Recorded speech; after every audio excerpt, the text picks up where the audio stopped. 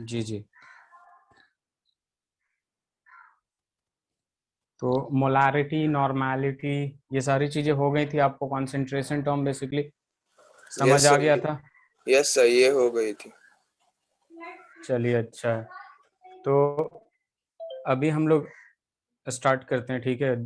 जानवी नहीं आएगी तो ठीक है, स्टार्ट करते हैं हम लोग सॉल्युबिलिटी से अब। ठीक है, उसमें कोई डाउट तो नहीं रहा ना? No sir. ओके।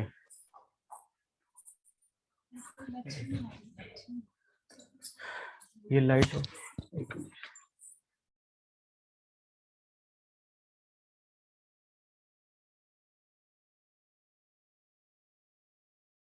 तो देखिए, अभी हमारा जो नेक्स्ट टॉपिक है वो है सॉल्युबिलिटी।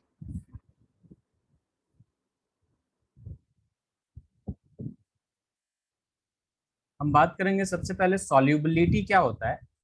तो बेसिकली आपको पता है सॉल्युबिलिटी के नाम से क्या पता चलता है कि कितना सॉल्युबल है। मतलब एक अमाउंट ऑफ सॉल्यूट किसी सॉल्वेंट में कितना सॉल्युबल है, उसी को हम कहते हैं सॉल्युबिलिटी। समझ आया सॉल्युबिलिटी में का मतलब? Yes sir. जैसे मान लीजिए शुगर लिया आपने, वाटर में डिजोल्व कर रहे हैं, ठीक है? तो एक टाइम ऐसा आएगा, डिजोल्व कर रहे हैं, उसमें सॉल्युबल होते जा रहा होते जा रहा, एक टाइम ऐसा आएगा कि उससे ज्यादा सॉल्युबल नहीं होगा। पॉसिबल है ना? Yes sir. उसको कहते हैं सॉल्युबिलिटी। और उस पॉइंट को, जिस पॉइंट पर पॉसिबल ना हो, शुगर वाटर में डिजोल्व ना हो, उसको कहते हैं हम सैचुरेट पॉइंट, सैचुरेटेड सॉल्यूशन कह देते हैं। ठीक है? मतलब सर ये तो सैचुरेशन यहाँ पे पॉइंट देखिए, सॉल्युबिलिटी के अंदर ही आता है कि जितना सॉल्युबल हो गया, इसके जी इस पॉइंट के बाद नहीं होगा सॉल्युबल। हाँ, उस पॉइंट को, उसके बाद जो पॉसिबिलिटी नहीं होती है सॉल्युबल को, उसको कहते हैं हम सैचुरेशन पॉइंट।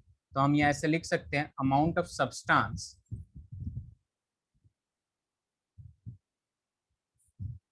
सब्सटेंस यहाँ पे क्या होगा आपका? सॉल्यूट होगा, डिसॉल्व इन सॉल्वेंट। ठीक है, उसी अमाउंट को क्या कहते हैं हम? सॉल्युबिलिटी। इस प्रोसेस को सॉल्युबिलिटी कहते हैं। ठीक है, अब हम देखेंगे इसमें कि फैक्टर किस किस, कौन कौन सा फैक्टर सॉल्युबिलिटी पे डिपेंड करता है। Factors on which solubility depends।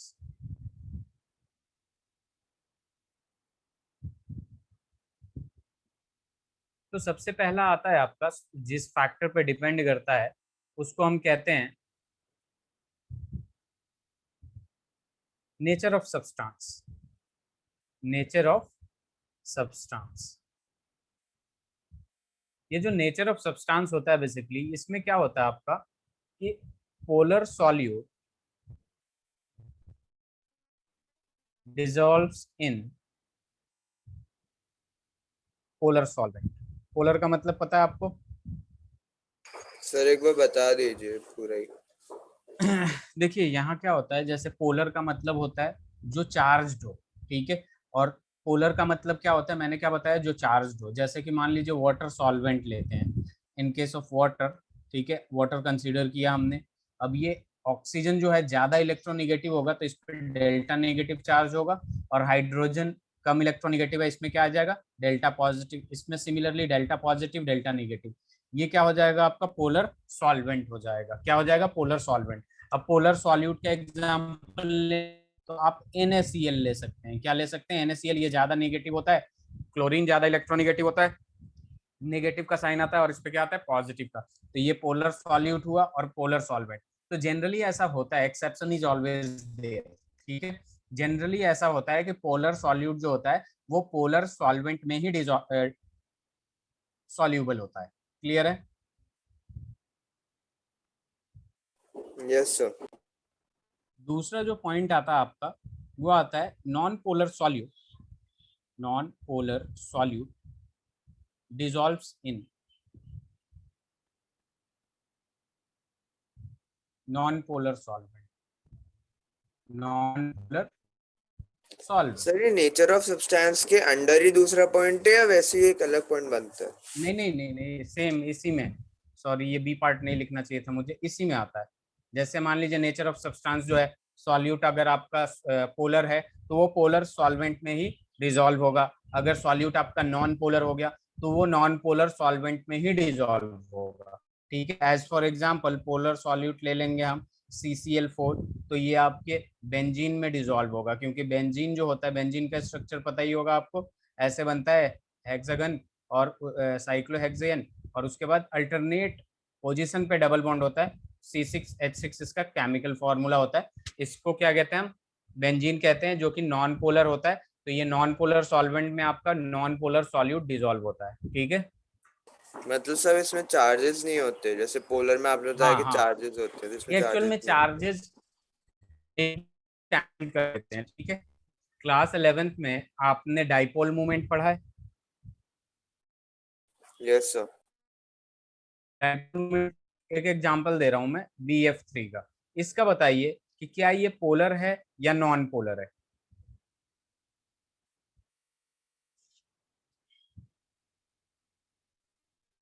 याद है कुछ, BF3 इज अ पोलर और non polar. Sir non polar होगा।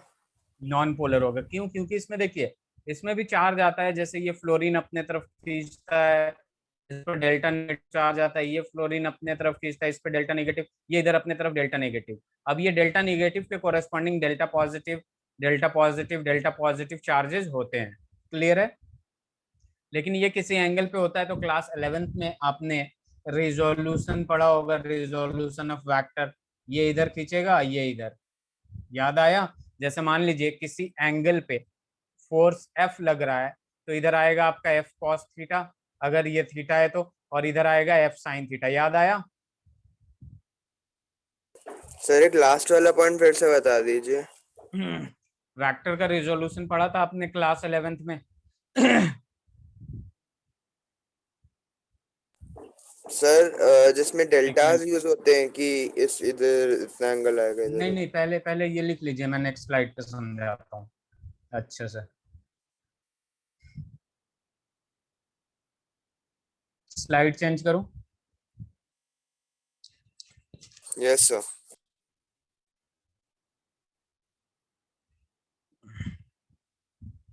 मैंने बोला आपसे कि BF3, F F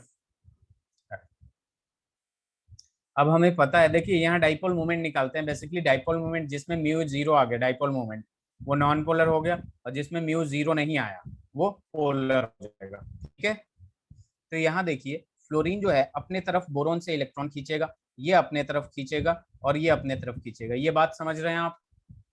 किसी फोर्स से खींच रहा है उसको यस सर। खींचने दीजिए। ठीक है, मैंने बताया कि आपने क्लास 11th में रिजोल्यूशन ऑफ वेक्टर पढ़ा होगा। सपोज ये थीटा एंगल पे v वेलोसिटी से ऐसे मूव कर रहा था, तो इसका रिजोल्यूशन इधर आएगा v cos थीटा, और इधर आ जाएगा आपके पास v sin थीटा। क्लियर है? ये याद सर आया? नहीं पढ़ा है 11th में। अच्छा, आपने नहीं पढ़ा है, तो रिजोल्यूशन ऑफ वेक्टर याद रखिएगा। ठीक है, जब भी, अभी कौन सा चैप्टर चल रहा है आपका फिजिक्स में? सर 12th में। जी जी, 12th का सर ही पढ़ 12th। रहे हैं ना अभी आप? हाँ हाँ सर। सर 12th में से अभी फर्स्ट चैप्टर ही चल रहा है सर, इलेक्ट्रोस्टैटिक वाला। इलेक्ट्रोस्टैटिक, उसमें कहीं ना कहीं आएगा आपके पास, देखिएगा। देखिए इसमें होता क्या है, ध्यान दीजिए कि अगर कोई चीज थीटा एंगल पे हो, ठीक है, चाहे ये फोर्स हो, वेलोसिटी हो, किसी भी एंगल पे, तो जो थीटा टच करता है उसके साथ आता है cos थीटा। ठीक है, और इधर तो इधर आता है सर sin आपकी थीटा। वॉइस ब्रेक हो रही है। हेलो दिव्यम, आवाज यस जा रही सर। है मेरी? सर हाँ वॉइस तो ये ब्रेक हो रही है देखिए, बीच बीच में। अच्छा तो बता दीजिएगा, ठीक है, थोड़ा सा प्रॉब्लम हो जाता है कभी कभी। ठीक है, यस सर।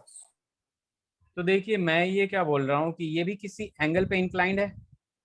तो जब ये एंगल पे इंक्लाइन है ना, तो यहाँ पे हम लेते हैं, यहाँ पे देखिए ऐसे एंगल पे इंक्लाइन है, तो इसका दो पार्ट निकलेगा, एक इधर जाएगा और एक इधर जाएगा। सिमिलरली ये एक इधर जाएगा और एक इधर जाएगा। क्लियर है? सर बट ऐसी डायरेक्शंस होती क्यों हैं? मतलब एक उस साइड जा रहा है एक्चुअल फिर में देखिए हो क्या रहा है, हो क्या रहा है, जस्ट सपोज ये फिजिक्स का पार्ट है, मैं बता रहा हूँ। ये है आपका कार्टेशियन कोऑर्डिनेट, ठीक है। ये बात समझ रहे यस हैं सर। आप, कार्टेशियन साइन कन्वेंशन। इधर हाँ पॉजिटिव सर। है, इधर नेगेटिव है, इधर पॉजिटिव है, इधर नेगेटिव है, ठीक है। अब मैंने क्या किया कि अगर मैं यहां से, ध्यान दीजिएगा, अगर मैं यहां से इधर ना जाके, इधर ना जाके इधर मूव करना शुरू करूं, ठीक है, ओके। बात को समझिएगा। तो यहाँ पे जब पहुंचूंगा तो क्या देखूंगा कि मैंने एक्स में भी इतना ट्रैवल किया और वाई में भी इतना ट्रैवल किया। एक्चुअल में ये 2D मोशन है कि नहीं। Yes sir. तो आप खुद ही सोचिए कि इधर जब मैंने मूव किया तो इसका दो तरफ इफेक्ट पड़ा, इधर एक्स एक्सिस में भी और इधर वाई एक्सिस में। तो जब भी किसी एंगल पे हम इंक्लाइन होके कोई काम करते हैं तो वहां 2D होता है। हो रहा है कि नहीं, सर 2D ये दिख रहा होगा आपको। हाइपोटेन्यूज। हाँ, टू, वो हाइपोटेन्यूज को अभी भूल जाइए। यहाँ 2D मोशन हो रहा है कि नहीं, मैं किसी एंगल पे मूव कर रहा हूँ। अब थोड़ी देर बाद अपना रिजल्टेंट देखा तो मैंने ये देखा कि मैंने एक्स में भी मूव किया है और वाई में भी मूव किया है कि नहीं। Yes sir. बस यही बात है, ठीक है। ये हाइपोटेन्यूज है, उसकी अलग बात है। अब देखिए यहाँ पे, जब मैंने यहाँ पे एक एंगल पे मूव किया तो यानी इधर भी इसका इफेक्ट होगा और इधर भी होगा। Yes sir. इसका उल्टा सोचिए आप। अब इधर मूव किया तो इधर भी इफेक्ट दिखा, इधर भी दिखा। सिमिलरली इधर मूव किया किसी एंगल पे तो इधर भी गया और इधर भी आया। तो ये एक दूसरे से कैंसिल हो जाएगा, दोनों अपोजिट डायरेक्शन में है। Yes sir. क्योंकि इलेक्ट्रोनेगेटिविटी क्या है, विड्रॉ कर रहा है इलेक्ट्रॉन को। विड्रॉ मतलब खींच रहा है अपने तरफ। इधर से जितने से खींच रहा है उतने से इधर से खींच रहा है, तो दोनों कैंसिल होंगे कि नहीं। Yes sir. दोनों कैंसिल हो गए। और ये आधा आधा मिलके, बेसिकली ये जो नीचे दो जा रहा है वो किसी एक का आधा आधा पार्ट है, हाफ हाफ पार्ट यस है कि सर। नहीं। यस तो सर। ये दोनों मिलके इसके बराबर हो जाते हैं, जिसकी वजह से ये इफेक्ट भी क्या हो जाता है, कैंसिल। तो यहाँ पे म्यू कितना आ जाएगा, म्यू इज इक्वल टू होता है क्यू इंटू डी होता है बेसिकली, ठीक है। तो म्यू यहाँ आ जाएगा आपका 0, क्योंकि जितना ऊपर से खींच रहा है उतना ही नीचे, जितना लेफ्ट पे खींच रहा है उतना ही राइट पे। तो म्यू क्या आ जाएगा 0, जिसकी वजह से ये पोलर नहीं होता है। समझ आया। Yes sir. अगर आपको रिजोल्यूशन ऑफ वेक्टर फिजिक्स में पढ़ना ही पड़ेगा, क्योंकि जहां भी वेक्टर्स की चीजें आएंगी ये चीजें होगा ही होगा, ठीक है। आप अगर वहाँ मोशन इन 2D पढ़ेंगे, ठीक है, तो वहां पे भी जो प्रोजेक्टाइल मोशन, आपने नाम सुना है। Yes sir. प्रोजेक्टाइल मोशन में क्या हो जाता है आपका कि किसी एंगल पे ही तो प्रोजेक्ट करते हैं ना, तो वहां पे भी आपका रिजोल्यूशन जरूरी होता है, ठीक है। ऐसे ऐसे वेलोसिटी वी से फेंकते हैं तो ये ऐसे जाता है, तो इसका दो वेलोसिटी होता है, एक इधर वी कॉस थीटा लेते हैं और इधर वी साइन थीटा लेते हैं। यही दोनों दोनों वेलोसिटी इंपॉर्टेंट होता है। और इंपॉर्टेंट इसलिए होता है क्योंकि ये v जो जाता है वो ऊपर के तरफ भी मूव करता है। ऊपर किसके वजह से मूव करता है, ये जो ऊपर वाले डायरेक्शन में है। और इधर भी मूव करता है, वो किसके वजह से मूव करता है, इसमें और अच्छे क्लियर हो जाता है। डाइपोल मूवमेंट ही बस वैक्ट में आता है आपका, केमिस्ट्री में। आगे बढ़े। Yes sir. तो मैंने आपको बताया ये कि नेचर ऑफ सब्सटेंस पे डिपेंड करता है। Polar dissolve in polar, polar solute dissolve in polar solvent, non polar solute dissolve in non polar solvent, ठीक है। अब अपना सेकंड केस आता है, टेम्परेचर। कौन सा केस आता है, टेम्परेचर। टेम्परेचर में भी दो केस बनता है आपका। कैसे बनेगा, इफ इट इज एक्सोथर्मिक। मान लीजिए आपने कोई सॉल्यूट को ऐड किया सॉल्वेंट में, तो वो जो सॉल्यूशन बनेगा वो एक्सोथर्मिक भी हो सकता है या एंडोथर्मिक भी हो सकता है कि नहीं। Yes sir. एक्सोथर्मिक का मतलब फटाफट बताइए। एक्सोथर्मिक का मतलब जिसका सर जो हीट डेल्टा बाहर एच फेंकते हैं। नेगेटिव हो। हाँ, जिसका डेल्टा एच नेगेटिव हो या फिर जिसमें हीट इवॉल्व हो। बात को समझिएगा। कभी कभी क्या करता है, प्रोसेस के बारे में नहीं बताता कि हीट इवॉल्व हो रहा है या नहीं हो रहा है, वहां पे डेल्टा एच का वैल्यू दे देता है, और जहां भी डेल्टा एच का वैल्यू निगेटिव हुआ इसका मतलब एक्सोथर्मिक है वो। समझ आया? Yes sir. अब सुनिए, यहाँ एक्सोथर्मिक का मतलब है हीट इवॉल्व कर रहे हो, हीट इवॉल्व कर रहा है प्रोसेस, सॉल्यूशन जो है वो हीट निकाल रहा है, लेकिन उस टाइम पे अगर आप टेम्परेचर इंक्रीज कर देते हैं, ठीक है, जैसे मैंने सॉल्यूट ऐड किया, सॉल्यूट ऐड करते उसमें से हीट बाहर निकलने लगा, ठीक है, हीट बाहर निकलने की वजह से, हीट बाहर निकल रहा है यानी जितना ज्यादा हीट बाहर निकलेगा उतना ज्यादा वो स्टेबिलिटी गेन करेगा, यस सर। ठीक है। उस टाइम पे आपने अगर टेम्परेचर इंक्रीज कर दिया, जैसे सॉल्यूशन सॉल्वेंट लिया आपने, ऐड किया, उसमें हीट इवॉल्व कर रहा है, अब उसको कहीं गैस पे रख दिया, ठीक है, तो उससे क्या होगा कि टेम्परेचर आपने इंक्रीज किया तो उसमें जो सॉल्युबिलिटी है वो इंक्रीज होगी या डिक्रीज होगी, ये बताइए। सर एक बार प्लीज रिपीट करेंगे? मैं ये कह रहा हूँ, ध्यान से समझिएगा, एक्सोथर्मिक प्रोसेस है, एक्सोथर्मिक प्रोसेस है तो आपने क्या किया कि सॉल्यूट प्लस सॉल्वेंट जैसे आपने किया, ठीक है, इसमें से हीट निकलने लगा, हीट इवॉल्व होने लगा, ठीक है, और हीट इवॉल्व हो रहा है, उस टाइम पे आपने क्या किया, टेम्परेचर बढ़ा दिया, तो सॉल्युबिलिटी इंक्रीज होगी या डिक्रीज होगी? अगर नहीं समझ में आ रहा है तो पूछिए, मैं बताता हूँ क्या होगी। आपको क्या लगता है, हीट बढ़ाया मतलब टेम्परेचर बढ़ाया तो सॉल्युबिलिटी इंक्रीज होगी या डिक्रीज होगी? सर इंक्रीज होनी चाहिए। डिक्रीज होगी। Okay sir.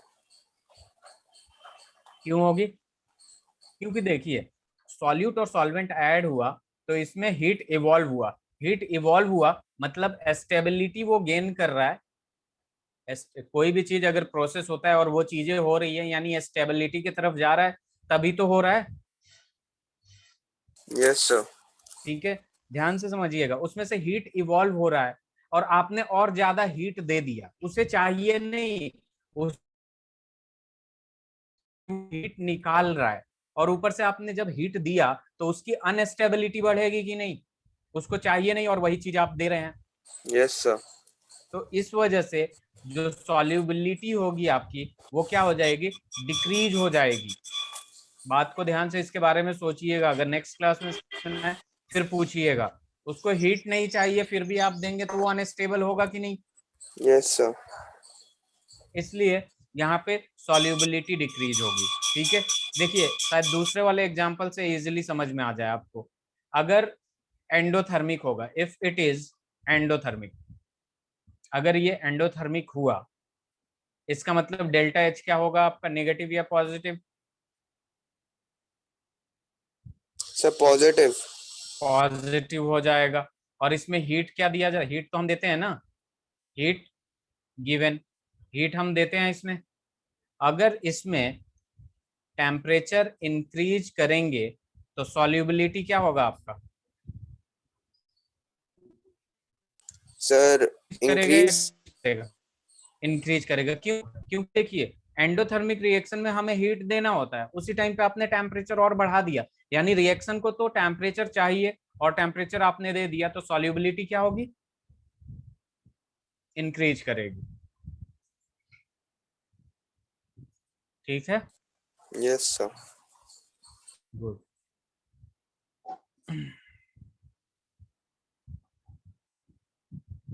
यहाँ तक क्लियर है? दो चीजें हमने पढ़ लिया, एक तो नेचर ऑफ सब्सटेंस, दूसरा टेम्परेचर, तीसरा आता है प्रेशर, तो प्रेशर का कोई इफेक्ट नहीं होता, प्रेशर का कोई इफेक्ट नहीं होता सॉलिड और लिक्विड पे, इसमें नो इफेक्ट, ठीक है, क्लियर है? सर प्रेशर थर्ड पॉइंट है।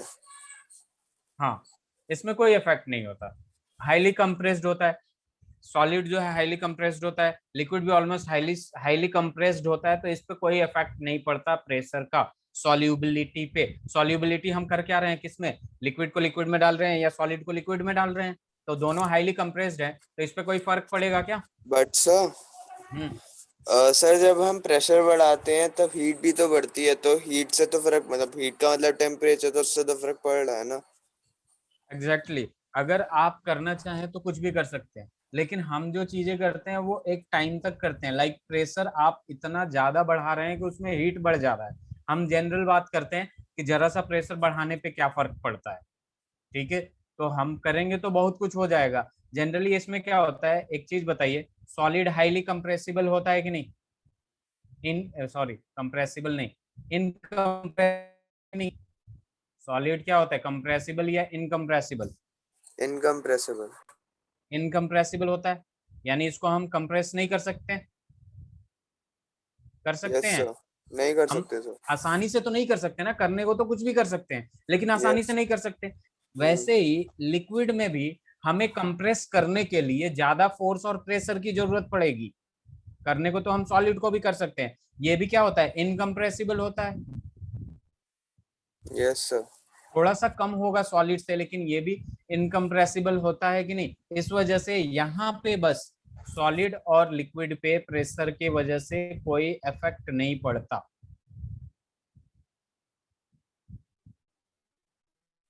अगर आप होना चाहते हैं तो सॉलिड में भी हो जाएगा और लिक्विड में भी हो जाएगा, लेकिन हम इतना ज्यादा प्रेशर, हम इतना ज्यादा पैसा क्यों खर्च करें?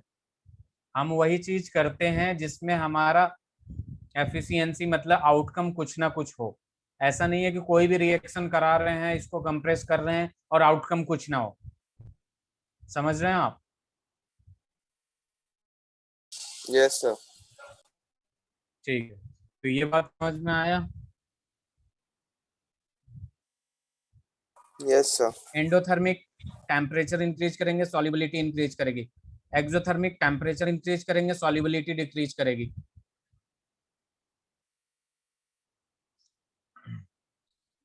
ठीक है, स्लाइड चेंज करूं? Yes sir. देखिए यहाँ पे आता है अब अपने पास, जिसको हम कहते हैं हेनरीज लॉ। अब देखिए ये हेनरीज लॉ क्या होता है। हेनरीज लॉ क्या कहता है, solubility of a gas in liquid. ध्यान से सुनिएगा, यहाँ पे लिख दे रहा हूं मैं पहले, solubility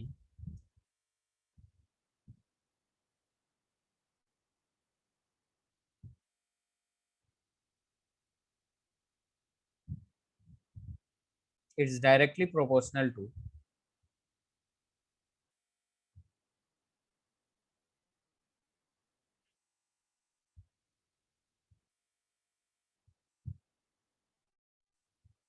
pressure of that gas above liquid surface, above liquid surface. According to Henry's law, solubility of gas in liquid, solubility of gas, gas को soluble कर रहे हैं हम लिक्विड में, ठीक है, is directly proportional to pressure of that gas above liquid surface. ठीक है, तो यहाँ पे देखिए हम क्या लिख सकते हैं, solubility of gas in liquid, इसको मैथमेटिकल फॉर्म में लाना चाहता हूं मैं, directly proportional to pressure of gas above liquid surface, above liquid surface. ठीक है, इसको उल्टा भी लिख सकते हैं हम लोग। ठीक है, प्रेशर ऑफ गैस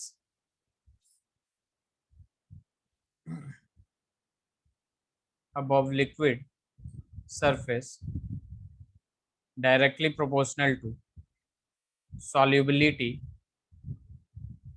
ये सॉल्युबिलिटी है, ऑफ गैस इन लिक्विड।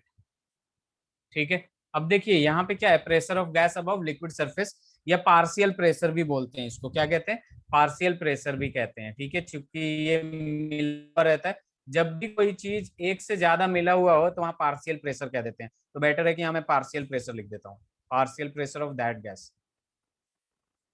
ठीक है, पार्शियल प्रेशर को पी मान लिया, तो ये directly proportional to solubility of gas in liquid. ठीक है, एक्चुअल में हेनरीज लॉ जो है, हेनरी ने जो सॉल्युबिलिटी ऑफ गैस निकाला था वो in terms of mole fraction निकाला था उन्होंने, in terms of mole fraction of gas in liquid, ठीक है।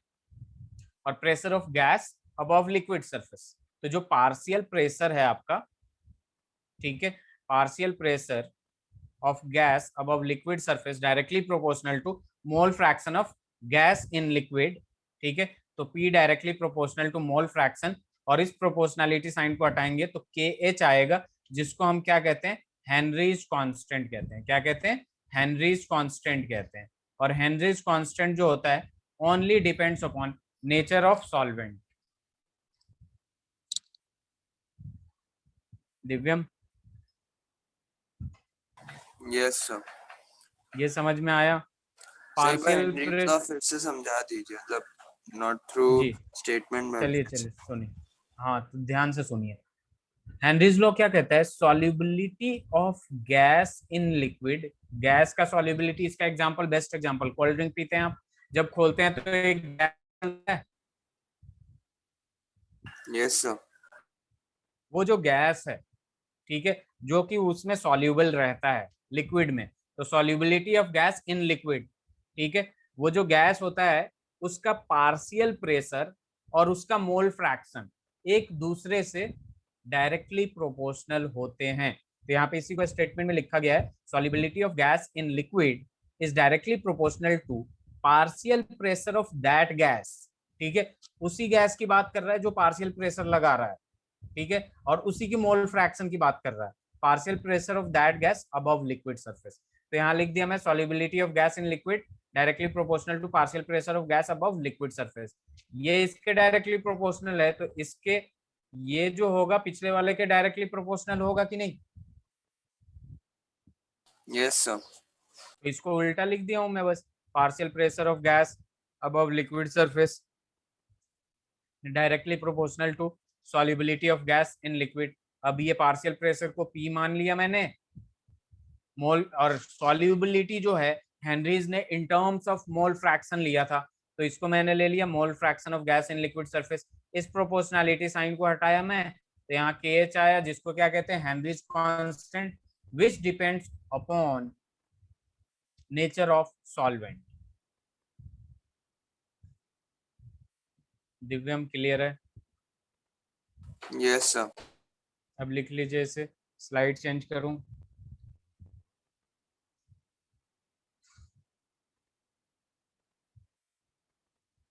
Yes sir. अब देखिए यहाँ पे एक फॉर्मूला जो अपने आया, अपने पास बहुत ही अच्छा फॉर्मूला आया, P is equal to KH into X. ये जो KH होता है आपका, ये हेनरीज कांस्टेंट होता है, मैंने बता ही दिया आपको, ठीक है, which depends upon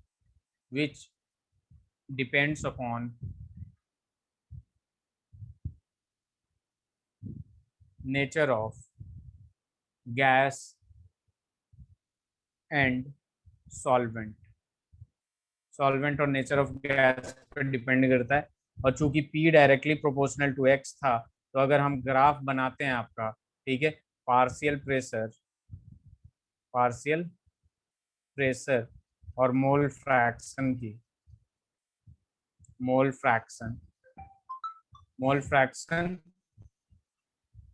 in liquid की बात करते हैं हम, तो ये डायरेक्टली सीधा सीधा आता है, ठीक है, क्योंकि डायरेक्टली प्रोपोर्शनल है। क्लियर है? Yes sir. तो इसे लिख लीजिए आप, साथ साथ एक्सक्यूज में मी नोट्स सर। बनाते हैं ना जी। Yes sir. सर जो P is equal to K H X है सर, ये वाला एक बार बता दीजिए सर, ये क्या है? K H P is x. KH जो है हेनरीज कांस्टेंट है, X जो है वो मोल fraction of gas above liquid surface in liquid. यहाँ पे लिखा हुआ हूं मैं कि mole fraction X gas in liquid, mole fraction of gas in liquid, P जो है partial pressure of gas above liquid surface, ठीक है। तो यहाँ से देख सकते हैं आप कि KH जो है हेनरीज कांस्टेंट और X जो है मोल फ्रैक्शन ऑफ गैस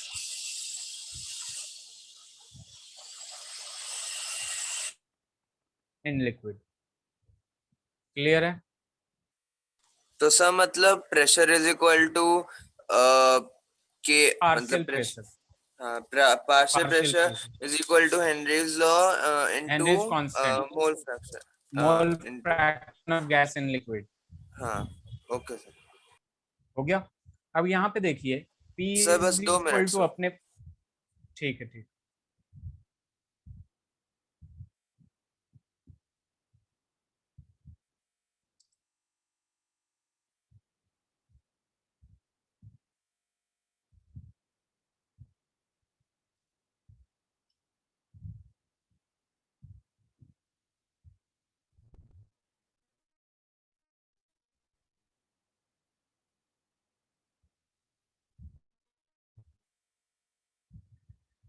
चाहे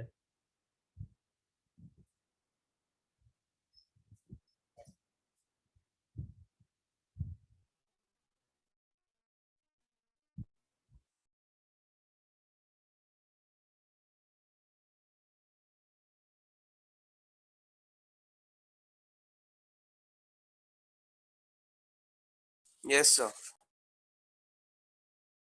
आपको ये समझ में आ गया। तो मैं ये बता रहा था आपको P इज इक्वल टू होता है के एच इंटू एक्स।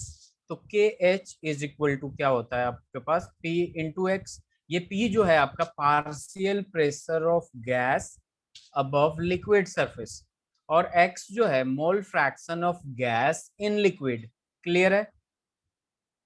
आप कोल्ड ड्रिंक लिए हैं, उसमें CO2 इन्वॉल्व होता है, तो जो CO2 प्रेशर लगाता है लिक्विड पे, उसकी बात कर रहा है, और वो जो वही CO2 क्या है, गैस है, और उसी की मोल फ्रैक्शन की बात कर रहा है। तो मैं ये कहना चाहता हूँ, जस्ट सपोज इसका टेन थीटा, स्लोप पता है आपको क्या होता है, स्लोप को हम m से डिनोट करते हैं, और m जो होता है वो क्या होता है, टेन थीटा होता है। तो tan theta is equal to क्या हो जाएगा, परपेंडिकुलर। ये क्या आपका परपेंडिकुलर है, यस सर। यानी इसको O ले लेते हैं, A ले लेते हैं, B ले लेते हैं। तो tan theta is equal to perpendicular upon base आता है AB अपॉन OB। AB क्या दे रहा है आपका, AB P ही तो दे रहा है, और OB क्या दे रहा है आपका, X ही तो दे रहा है। और P बाई एक्स क्या होता है, KH होता है। बेसिकली इसका जो स्लोप होता है इस ग्राफ का, partial pressure versus mole fraction का जो स्लोप होता है, वो क्या देता है आपको, KH देता है, हेनरीज कांस्टेंट देता है। क्लियर है। सर एक बार ये वाला पॉइंट फिर से बता दीजिए। ओके। ग्राफ है, ग्राफ का स्लोप निकालने आता है आपको। Slope, slope is equal to क्या होता है, एम से डिनोट करते हैं इसको स्लोप को, और स्लोप इज इक्वल टू क्या होता है, टेन थीटा। मैंने थीटा इसे मान लिया कि देखता हूं इसका स्लोप देता क्या है। तो tan theta is equal to perpendicular, और अपॉन में क्या आ जाएगा, बेस। परपेंडिकुलर क्या है अपना, ए बी है, और बेस क्या है, ओ बी है। और ये जो ए बी है, बेसिकली ए बी क्या है आपका, प्रेशर ही तो है, और ओ बी जो है वो क्या है, एक्स है। तो पी बाई एक्स क्या होता है आपका, के एच होता है कि नहीं, पी बाई एक्स के एच होता है कि नहीं। तो yes sir. Slope of partial pressure graph, अच्छे से लिखिएगा नोट डाल के, कि slope of partial pressure and fraction versus mole fraction gives Henrys constant.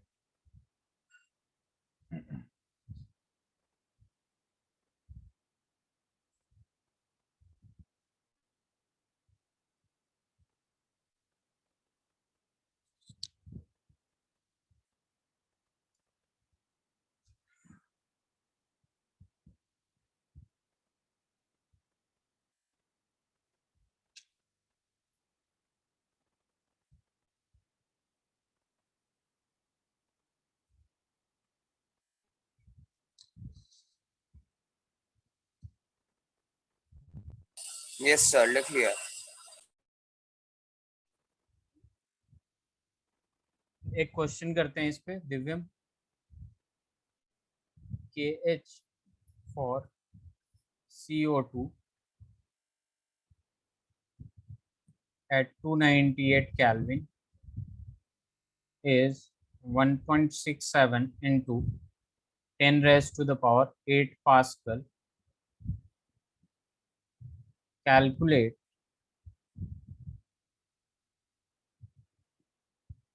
mass of CO2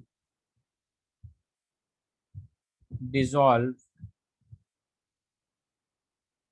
in 500 gram of water at 2.5 ATM at 298 Kelvin। निकालिए इसे।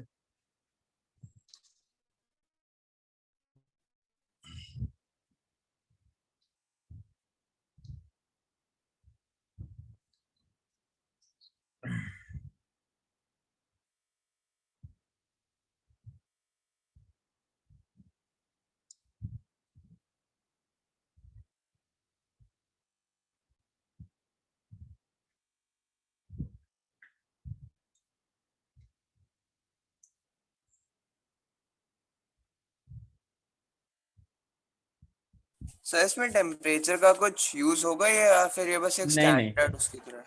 वो same temperature होगा अगर दिया होगा तो। तो सर 298 मतलब 298। टेम्परेचर का कहीं पर यूज नहीं करेंगे ना? नहीं नहीं, टेम्परेचर का यूज नहीं। जितना आपको पढ़ा है उसी में से होगा, बस उसमें फैक्टर ये लिखवाया था आपके कि टेम्परेचर चेंज करेंगे तो प्रोसेस के हिसाब से सॉल्युबिलिटी चेंज होगा। तो यहाँ कुछ तो हो नहीं रहा है, टेम्परेचर सेम है तो डोंट थिंक अबाउट टेम्परेचर।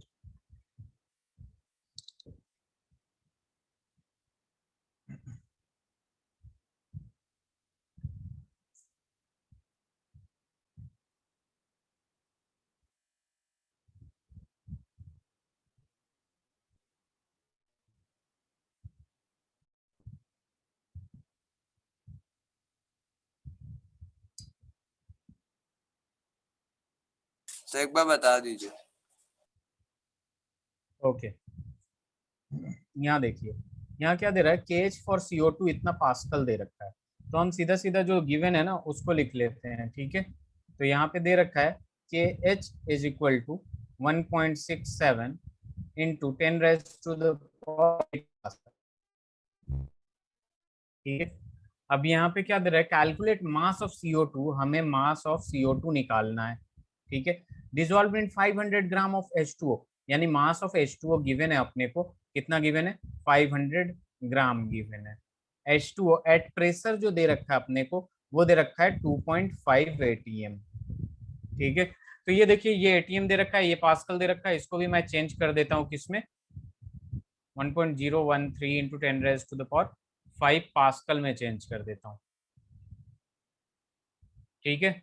अब देखिए यहाँ लगा देंगे P is equal to K H into x, हमें तो यही फॉर्मूला पता है ना, जब हेनरीज कांस्टेंट गिवन हो, ठीक है। तो अब प्रेशर जो है कितना हो जाएगा, 2.5 इंटू 1.013 इंटू 10⁻⁵ पास्कल। के एच गिवन है आपका 1.67 इंटू 10⁻⁸ पास्कल, और इंटू एक्स, एक्स क्या है होता है आपका, mole fraction of gas in liquid, mole fraction of gas in liquid. इसमें लिक्विड, लिक्विड का गैस ढूंढिए, CO2 गैस है, H2O लिक्विड है, और मोल फ्रैक्शन किसका निकाल रहे हैं, मोल फ्रैक्शन ऑफ गैस निकाल रहे हैं, और गैस कौन सा है, CO2 है। तो यहाँ पे अगर फॉर्मूला लगाएं मोल फ्रैक्शन का, तो number of moles of CO2 आएगा पहले, क्योंकि इसी की बात कर रहा है, फिर नीचे आ जाएगा CO2, प्लस में आ जाएगा number of moles of water. Clear है दिव्यम, यहाँ तक क्लियर है। Yes sir. अब देखिए यहाँ number of moles of CO2 ऐसे ही रहने दीजिए। यहाँ देखिए, जो गैस प्रेजेंट होता है कोल्ड ड्रिंक में, बेसिकली CO2, ठीक है, सोडा वोडा में प्रेजेंट होता है, उसका अमाउंट बहुत कम होता है कि नहीं, एज कंपेयर टू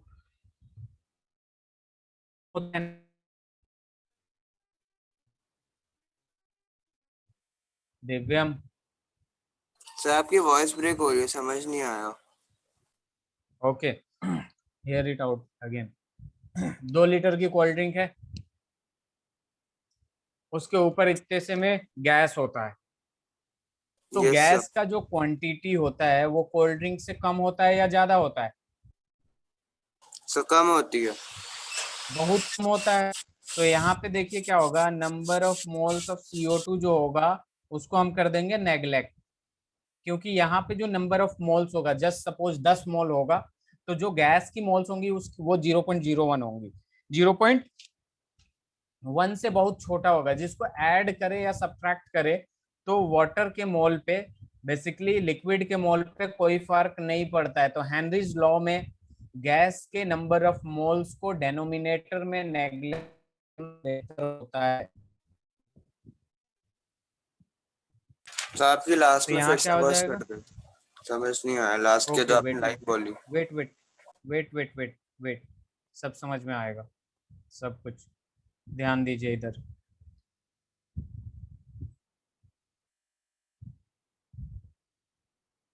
मैं कह रहा हूँ गैस जो प्रेजेंट होता है कोल्ड ड्रिंक में वो बहुत कम होता है, यस सर। मोल्स भी बहुत कम होगा, यस सर। और जो लिक्विड होता है उसका नंबर ऑफ मोल्स ज्यादा होता है क्योंकि वो ज्यादा होगा।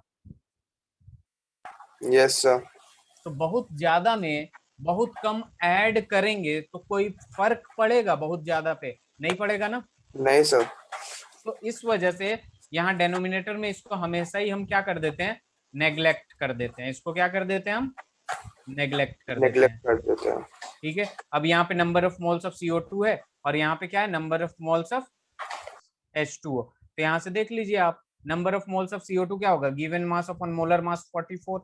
यहाँ पे इसका क्या होगा, given mass 500 upon molar mass 18, तो 18 ऊपर चला जाएगा और ये 500 नीचे आ जाएगा, इज इक्वल टू क्या आ जाएगा, 2.5 into 1.013 into 10⁻⁵ divided by 1.67 into 10⁻⁸। अब यहाँ से m निकाल सकते हैं आप, mass of CO2। Yes sir.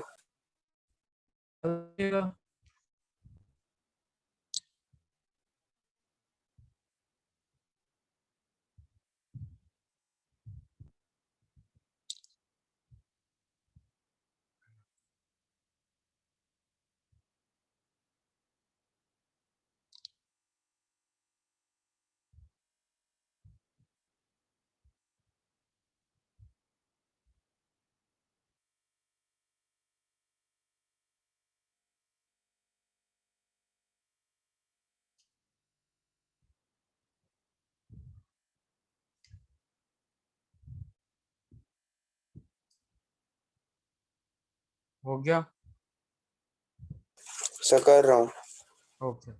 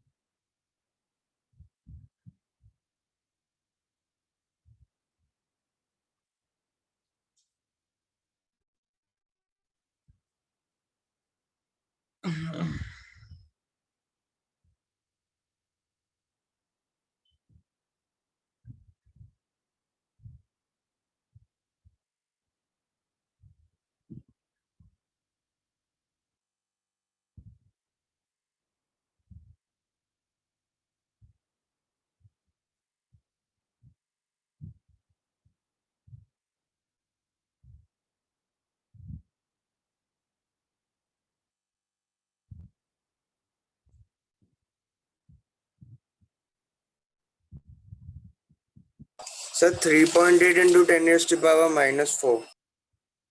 कर लिया आपने पूरा? Yes sir. ठीक। तो इसका कैलकुलेशन कैसे किया? कैलकुलेशन से इसे देख लीजिएगा, आंसर तो मैंने सॉल्व नहीं किया था। 10⁻⁻⁴ आ रहा है। Sir 3.8 into 10⁻⁻⁴। ठीक है, काफी कम आएगा। ठीक है, हटा दूं इसे, स्लाइड चेंज करूं? Yes sir. नेक्स्ट टॉपिक डालिए Divyam, vapour pressure. What is vapour pressure Divyam? Yes sir. What is vapour pressure? Sir, the pressure created by the vapors or the gases in a particular container. The pressure due to vapour और gas is called vapour pressure. Very good. अब देखिए इसमें क्या होता है कि जैसे container की आपने बात किया, तो ये है आपके पास कंटेनर। ठीक है, इसमें दो टाइप के मॉलिक्यूल्स होते हैं, पता है आपको कौन कौन से? एक होता है आपके पास सरफेस मॉलिक्यूल, और दूसरा जो होता है आपका बल्क मॉलिक्यूल कहते हैं। ठीक है, अब जाहिर सी बात है, बात पता नाम पता चला सरफेस मॉलिक्यूल, तो ऊपर वाले जो होगा वो क्या होगा आपका सरफेस मॉलिक्यूल, और बीच वाले जो होंगे उसको हम क्या कहते हैं? Bulk molecules. क्या कहते हैं? Bulk molecules. ये हो जाएगा आपका बल्क मॉलिक्यूल। अब एक बात बताइए, इसमें से वेपोराइज कौन होगा, सरफेस मॉलिक्यूल या बल्क मॉलिक्यूल?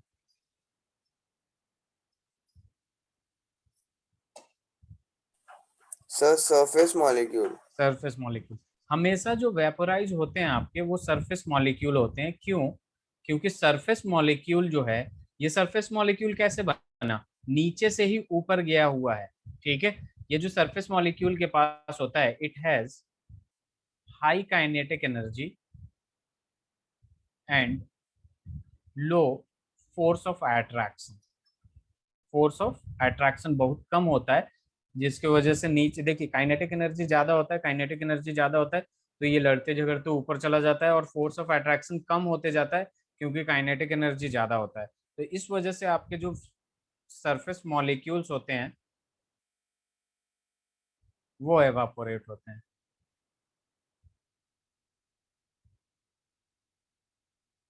ठीक है, समझ आया? अब Yes. यहाँ पे क्या होता यहाँ पे क्या होता है, आपके पास दो टाइप के कंटेनर हो सकते हैं। ठीक है, एक ओपन कंटेनर हो सकता है आपके पास, और दूसरा क्या होगा आपके पास, क्लोज कंटेनर होगा। ओपन कंटेनर जो होता है उसमें वेपर प्रेशर क्रिएट होगा क्या? नहीं होगा।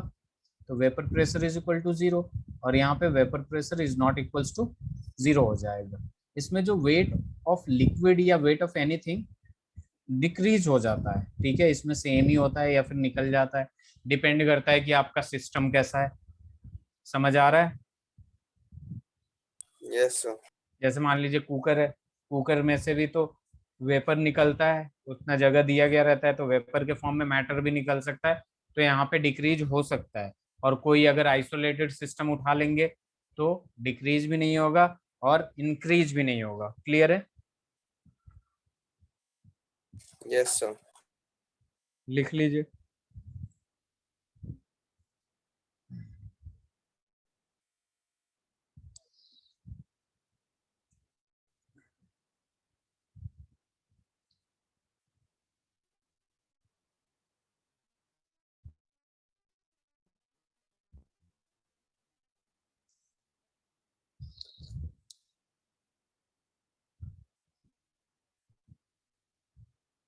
हो जाए तो बताइएगा।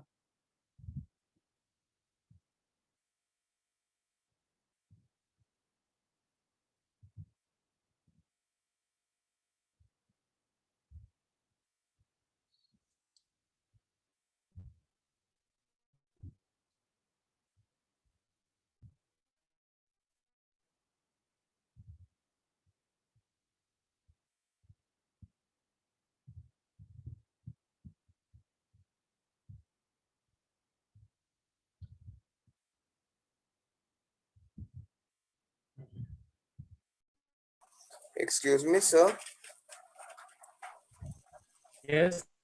सर ऐसा भी तो ऐसा पॉसिबल नहीं हो सकता कि अगर हमने कंटेनर क्लोज रखा है फिर भी उसका वेपर प्रेशर जीरो रहे। अगर हमने बस कंटेनर क्लोज रख दिया लेकिन हमने कोई प्रेशर अप्लाई नहीं किया तब तो वो स्टिल रहेगा, तो कोई प्रेशर कुछ हुआ नहीं, जीरो हो ये गया तो वेपर। वही बात है ना कि आप वेपर प्रेशर कब ढूंढेंगे आप? जब आप उसमें प्रेशर, वेपर प्रेशर क्रिएट करेंगे तभी तो ढूंढेंगे उसमें। यस। जैसे मान लीजिए इसमें मॉलिक्यूल्स हैं, मैंने बताया ये सरफेस मॉलिक्यूल, बल्क मॉलिक्यूल, इसके पास काइनेटिक एनर्जी कहाँ से आया? अपने आप थोड़ी आएगा, यहाँ से एनर्जी देंगे तभी तो आएगा। Yes sir. यहाँ पे भी एनर्जी देंगे तभी तो आएगा, चाहे वो ओपन हो चाहे वो क्लोज है। अगर ऐसे रख दिया आपने क्लोज करके तो उसमें का आएगा वेपर प्रेशर। Yes sir. ठीक है, जी सर। आगे बढ़े। Yes sir. नेक्स्ट स्लाइड कर रहा हूँ। Factors on which vapour pressure depends. इसमें जब बात करते हैं तो पहला आता है आपके पास, it does not depend on shape, upon shape and size, लेकिन it depends upon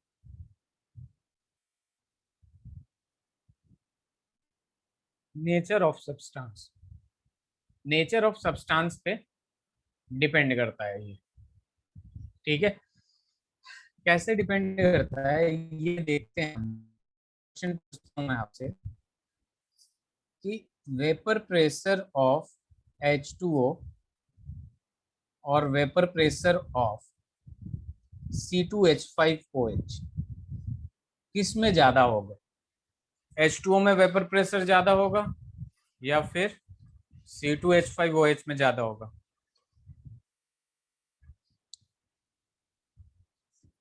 sir C2H5OH में। क्यों? क्योंकि सर जो वाटर होता है वो बेसिकली देखा जाए तो न्यूट्रल होता है, बल्कि हल्का सा बेसिसिटी की तरफ होता है। लेकिन C2H5OH इथेनॉइक एसिड होता है, तो वो एसिडिटी कौन से में कौन प्रेशर से ज्यादा कौन बढ़ेगा। कौन से एसिड होता है?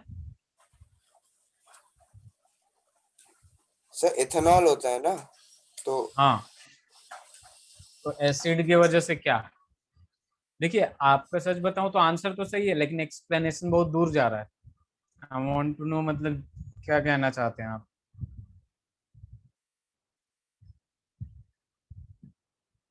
सर मैं कह रहा हूँ कि जैसे जो वाटर होता है सर वो तो बेसिकली देखा जाए तो न्यूट्रल होता है, बल्कि थोड़ा सा बेसिसिटी की तरफ ज्यादा होता है। बट जैसे सर ओके, बट जैसे इथेनॉल है या मतलब C2H5OH है, तो सर उसमें ज्यादा इसलिए होगा क्योंकि वो एक एसिड है।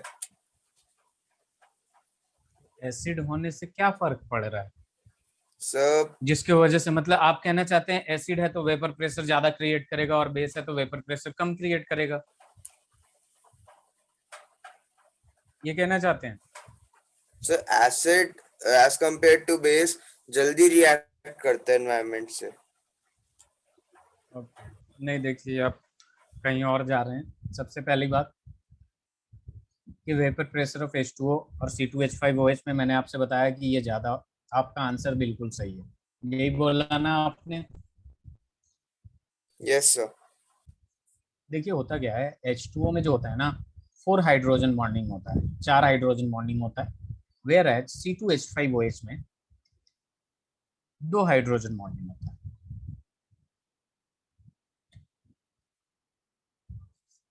वेपर में कन्वर्ट करने के लिए, वेपर बनाने के लिए, वेपर बनाने के लिए, वेपर बनने के बाद ही तो प्रेशर लगेगा, वेपर प्रेशर। तो वेपर में कन्वर्ट करने के लिए तोड़ना किसको आसान है? ठीक है, किसका आसान है? इसको आसान तोड़ना है या फिर इसको? सर सी टू देखिए एच फाइव दो, हाँ, देखिए इसमें भी कोवेलेंट बॉन्ड है, इसमें भी कोवेलेंट बॉन्ड है, लेकिन इसमें एक्स्ट्रा 4 हाइड्रोजन बॉन्डिंग है और इसमें दो ही हाइड्रोजन बॉन्डिंग है, इसलिए ये जल्दी टूटेगा, और जल्दी टूटेगा तो वेपर प्रेशर जल्दी बनाएगा, और जल्दी वेपर प्रेशर बनाएगा तो जितने टाइम में वाटर वेपर प्रेशर बनाएगा उससे ज्यादा उतने टाइम में इथेनॉल वेपर प्रेशर बना लिया रहेगा। इसलिए vapour pressure of C2H5OH is greater than vapour pressure of H2O। समझ आया? सर मतलब रीजन स्टेबिलिटी को लेके चल के हाँ बताते हैं ना। हाँ, मतलब स्टेबिलिटी, जितना ज्यादा स्टेबल है उतना ज्यादा एनर्जी देना पड़ेगा उसको तोड़ने के लिए। अब जो इजीली टूट जाएगा वो ज्यादा क्रिएट करेगा ना vapour pressure as compare to the stable one. Yes sir. Slide change करूं, एक क्वेश्चन है। यस तो सर। यहाँ पे लिख सकते हैं हम लोग कि वेपर प्रेशर जो है inversely proportional to force of attraction.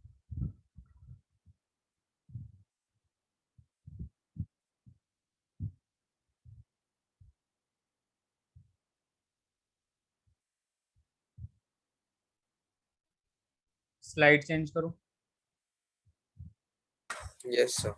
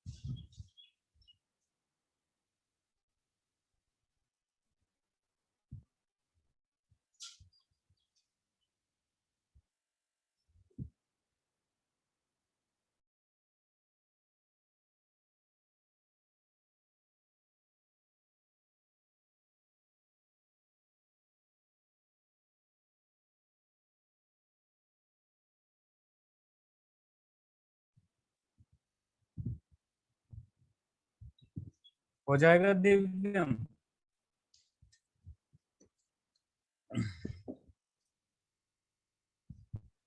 Yes sir कर रहा हूँ। ओके।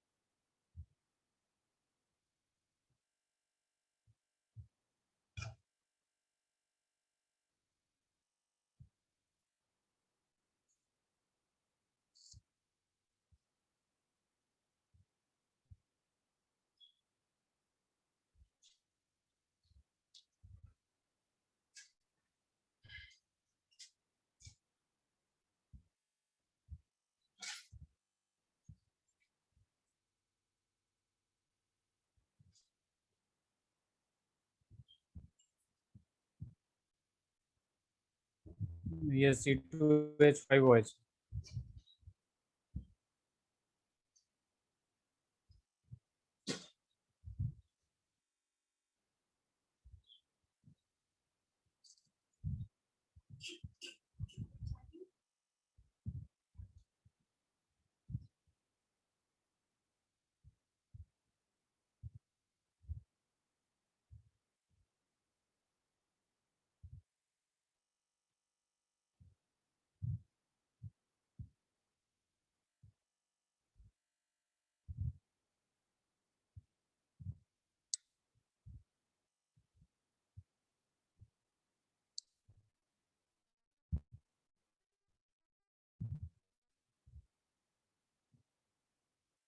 इसको हम कहते हैं ग्लिसरॉल,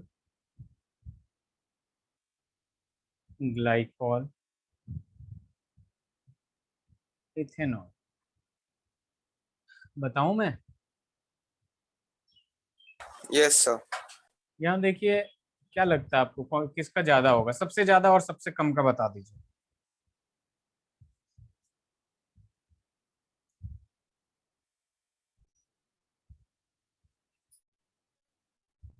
देखिए इधर, इसमें OH एक साइड है, इसमें OH दो दो साइड है, इसमें OH तीन तीन साइड है कि नहीं दिव्यम? सर आप प्लीज एक बार रिपीट कर देंगे? मैं कह रहा हूं कि इसमें इथेनॉल में OH एक साइड है, इसमें दो बार है, और इसमें कितनी बार है, तीन बार। हाइड्रोजन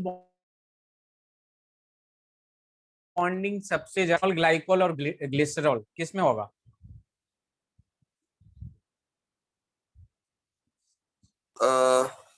सर एक तो ग्लिसरॉल है और दूसरा? सबसे ज्यादा हाइड्रोजन बॉन्डिंग किसमें होगा? ग्लिसरॉल में होगा। Yes sir. और अगर हाइड्रोजन बॉन्डिंग ज्यादा होगा तो वेपर प्रेशर कम क्रिएट करेगा कि नहीं वो? Yes sir.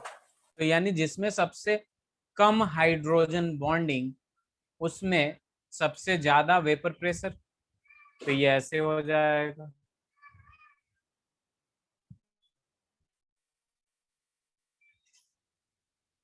समझ आया? Yes sir. स्लाइड चेंज करूं?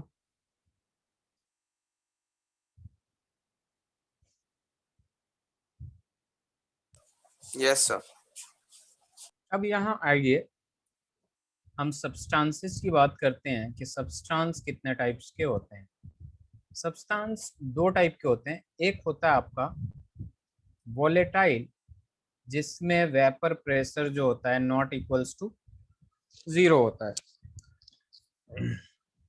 एक होता है नॉन वोलेटाइल।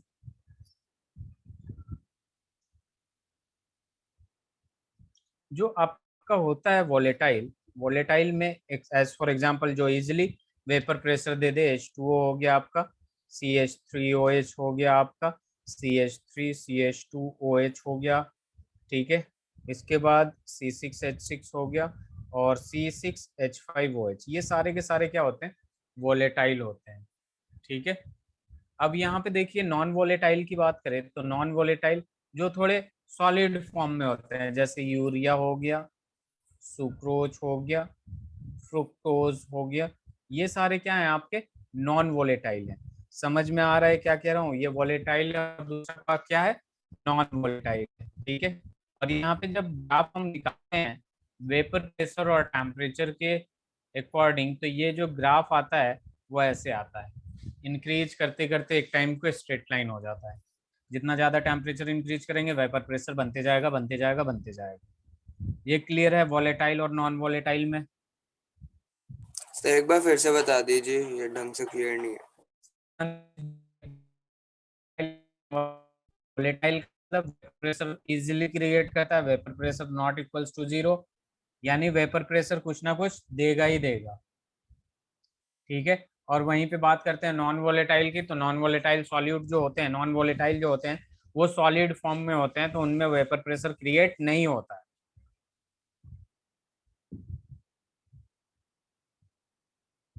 Okay sir. तो यहाँ पे वेपर प्रेशर और टेम्परेचर के बीच का ग्राफ निकालते हैं हम लोग, तो ऐसा बनता है, ठीक है।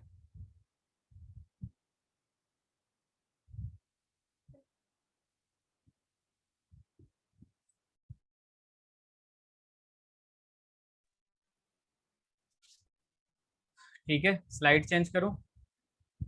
सर जस्ट एक मिनट। ओके।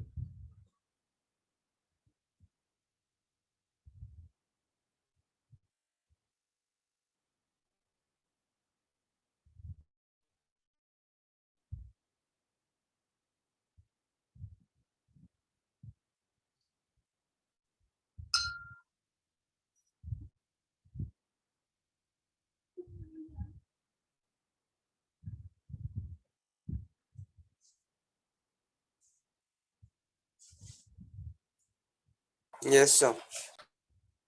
स्लाइड चेंज करूं? ये समझ में आ गया? Yes sir. चलिए, टॉपिक है अपना vapour pressure of solution containing two volatile liquids। Vapour pressure of solution containing two volatile liquid. ठीक है, अब देखिए इसमें क्या होता है, जैसे मान लीजिए, इस बात को ध्यान से समझिएगा, ये रॉल्स लॉ आने वाला है यहाँ पे, ठीक है, तो थोड़ा फोकस करिएगा। यहाँ पे अपने पास एक कंटेनर है जिसमें ए प्रेजेंट है, मतलब बस ए प्रेजेंट है, यानी प्योर ए प्रेजेंट है, तो यहाँ पे ये लिख सकते हैं प्योर लिक्विड ए। ठीक है, इसके वेपर प्रेशर को हम पी नॉट ए कहेंगे, यानी यहाँ पे ये होगा vapour pressure of pure liquid ए। और यहाँ पे बी प्रेजेंट है, बी भी दूसरा भी क्या है, बी है, और बी भी वोलेटाइल है, बस बी प्रेजेंट है, इसको हम कह देंगे प्योर लिक्विड बी। इसको हम क्या कहते हैं, पी नॉट बी, यानी vapour pressure of pure liquid B. ठीक है, अब इन दोनों को हमने क्या किया, एक बड़े से कंटेनर में मिक्स कर दिया, एक बड़े से कंटेनर में मिक्स कर दिया, यानी ए आ गया, बी आ गया, ए आ गया, बी आ गया, ए आ गया, बी आ गया,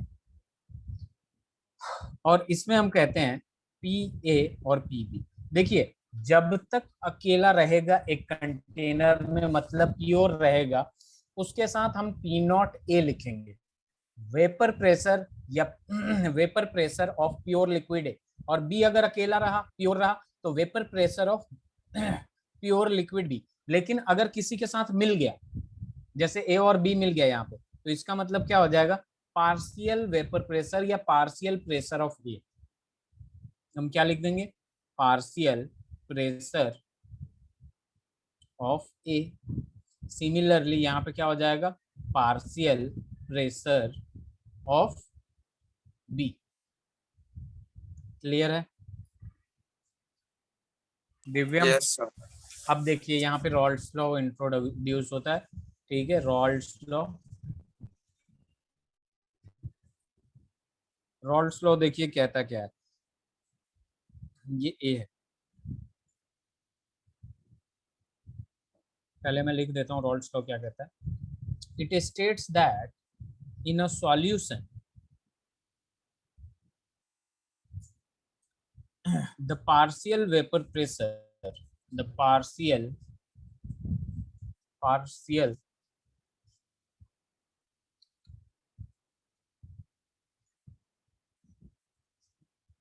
the partial vapor pressure of each component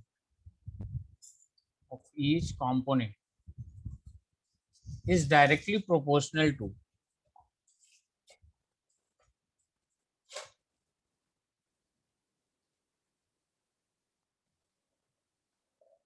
the mole sir Raoult's fraction। Law है ना, मतलब साइंटिस्ट का नाम रॉल्स था, रॉल्स। जी जी, रॉल्स। ठीक है, in a solution the partial vapor pressure of each component is directly proportional to the mole fraction of that component।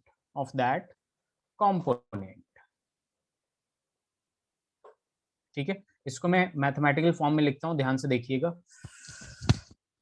In a solution, the partial vapor pressure of each component is directly proportional to the mole fraction of that component।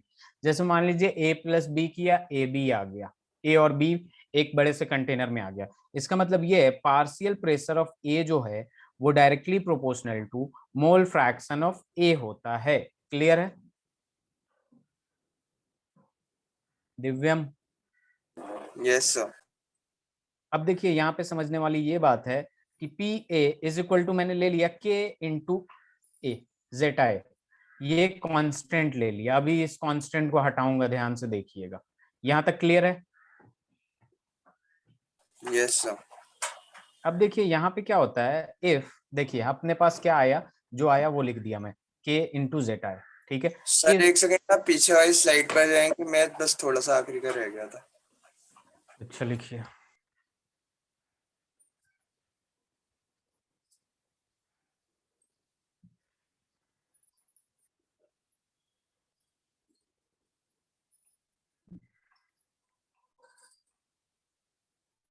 Yes sir, हो गया, thank you.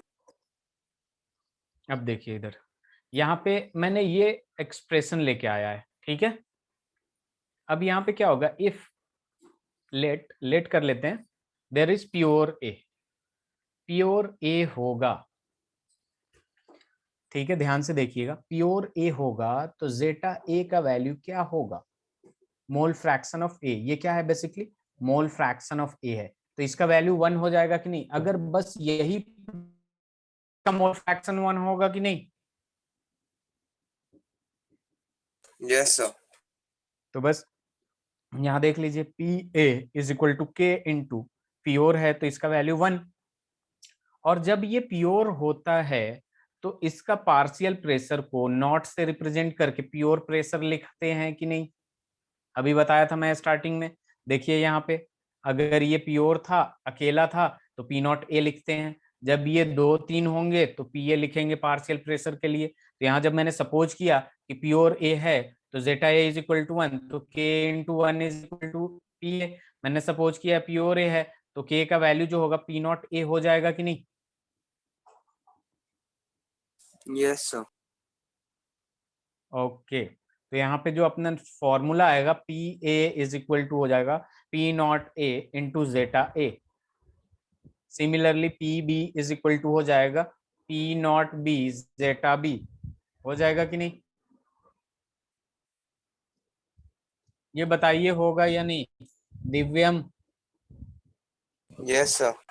तो यहाँ पे partial, अब यहाँ पे लिख लीजिए, पी ए क्या है आपका, partial pressure of A, partial pressure of A, ये एक्स से क्या है आपका, मोल फ्रैक्शन ऑफ ए, क्या है आपका, mole fraction of A.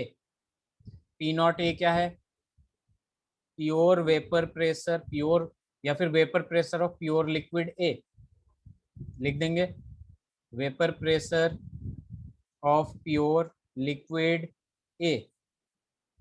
P not B क्या है, vapour pressure of pure liquid B. PB क्या है, partial pressure of B, partial pressure of B. Zeta B क्या है, मोल फ्रैक्शन ऑफ बी। समझ में आ रहा है, यस सर। यहाँ तक लिख लिया आपने। सर एक सेकंड सर। चलिए,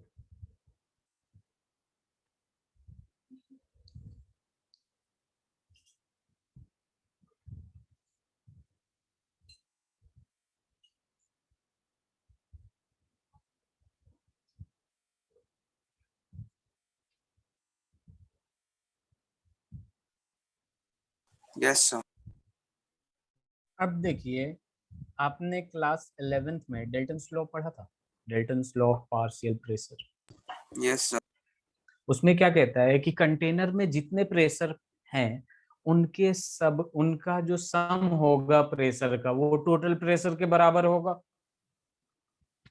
यस सर। तो इस कंटेनर में 2 गैसेज हैं या 2 लिक्विड हैं, तो इन दोनों का पार्शियल प्रेशर जो होगा, मतलब दोनों का अलग अलग प्रेशर होगा, उनका सम टोटल प्रेशर के बराबर होगा कि नहीं। Yes sir.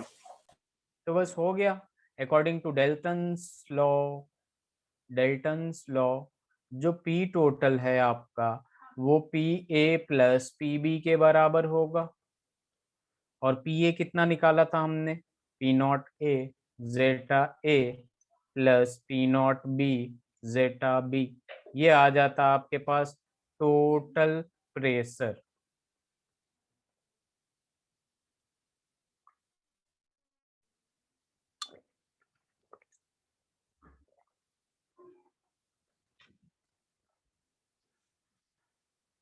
Yes sir. ये लिख लिया आपने, यस सर। यहाँ तक कोई प्रॉब्लम। सर एक बार डाल्टन्स लॉ वाला एक कॉन्सेप्ट फिर से समझा दीजिए। डेल्टन्स लॉ में कुछ नहीं, ये अगर कंटेनर है आपका, कंटेनर में बहुत सारे gases present, A B C D जो भी प्रेजेंट है, ठीक है, इन सब का जो पार्शियल प्रेशर होगा ना, इन सब का जो पार्शियल प्रेशर होगा वो टोटल प्रेशर के बराबर होता है। तो ओके हमारे कंटेनर में दो चीजें प्रेजेंट थी, ए और बी, तो हमारा जो ए का और बी का सम होगा पार्शियल प्रेशर का वो टोटल प्रेशर के बराबर होगा। क्लियर है? Yes sir. चलिए, तो यहां तक आप अच्छे से करके लाइएगा, ठीक है। इस पे हम बहुत सारा क्वेश्चन करेंगे सैटरडे में, ठीक है। फिर मिलते हैं हम लोग सैटरडे को। और आपकी जो पिछली क्लास में सैटरडे एक को सैटरडे को क्लास होती है ना अपनी? सर, टू टू डेज होती है ना, अच्छा अच्छा, ट्यूसडे ट्यूसडे और थर्सडे। थर्सडे, ठीक है। तो सर अपनी जो सैटरडे को हाँ, होगी। नहीं नहीं नहीं नहीं, मुझे नहीं, मुझे ध्यान नहीं था, ठीक है। वो सर आपको बता देंगे, ट्यूसडे और थर्सडे को होती है। वो एंड सर वो ट्यूसडे, हाफ एन आवर पहले एक छूटा हुआ है। हाँ हाँ, वो मैं रिकवर कर दूंगा आपको नेक्स्ट वीक में। एक्चुअल में उस दिन मेरी ट्रेन थी, कहीं जाना था, ठीक है। तो ओके सर। अभी भी मैं I am on the way, ठीक है। तो अभी रुका हुआ हूँ, तो मैंने सोचा क्लास ले लूँ। फिलहाल मैं वहाँ पहुँचने के बाद नेक्स्ट वीक वो क्लियर हो जाएगी आपकी, ठीक है। Okay sir. ओके, ठीक, थैंक यू। सर आप लीव कर दीजिए एक और क्लास।